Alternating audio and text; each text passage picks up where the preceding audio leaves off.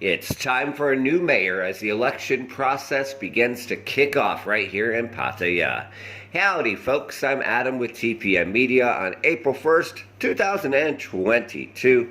It's time to discuss some local politics. Yesterday at City Hall, as you see in the footage, the election process to vote for a new mayor, which will happen on May 22nd, officially kicked off right here in Pattaya. Now, what they were doing yesterday is they were officially choosing polling numbers for each candidate that will be used to identify them for the next 7 weeks or so on posters and promotional materials. There are 4 main candidates for mayor in Pattaya. 3 of them represent parties and 1 of them are independent. We'll get into that later in the video. And of course, all of them and their supporters were present at City Hall.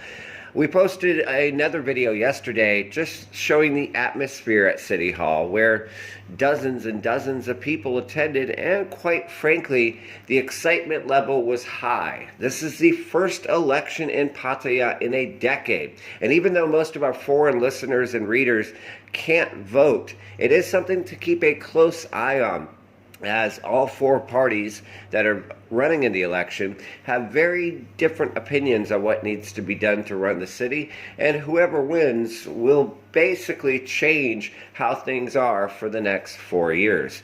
Now, former Mayor Santaya Kumplum decided not to run. However, he does lead the We Love Pattaya political party, and they have fielded a candidate, Mr. Porames, who is the former Vice Minister of Culture. Now, because Mr. Kumplum runs that party, he is still in the background while fielding a new candidate for mayor that will be believed to continue his policies. There's also an independent candidate that is running, as well as 2 other parties. One of those parties is led by a former mayor of Pattaya, known to many local as Mr. Niran, and they also stated that they're looking primarily at opportunities to improve tourism in the city. You also have the Progressive Party, which is led by Mr. Thanathorn, that's also fielded a candidate. This candidate, by the way, Mr. Kitasak, does not have political experience, but is a lifelong Pattaya resident, which, by the way, is the same as Niran's party, which is fielding a gentleman named Mr. Sinchai, who also is a lifelong Pattaya resident. And both of those parties are stating that by having lifelong Pattaya residents in the role, they will be able to better help local residents. Now, what does all this mean to foreigners? Well, quite simply, it means a couple things. Number one, even if you don't care at all about politics, on May 22nd, it will be a dry day in terms of alcohol. It will actually be dry from May 21st around 5 or 6 p.m. the evening before until polls close, again about 5 or 6 p.m. on the 22nd. That's dry everywhere, by the way. That includes even 7-Eleven or supermarkets, so stock up before that. What else does it mean?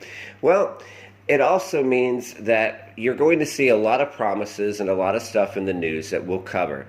All 4 candidates that are running for mayor obviously recognize that one of the biggest opportunities in the city is the wrecked economy because of COVID-19 restrictions over the past several years. So all of them are focused on that, although some, like the Progressive Party, are also heavily focused on things like flooding and street construction and are pledging to help get those projects under control.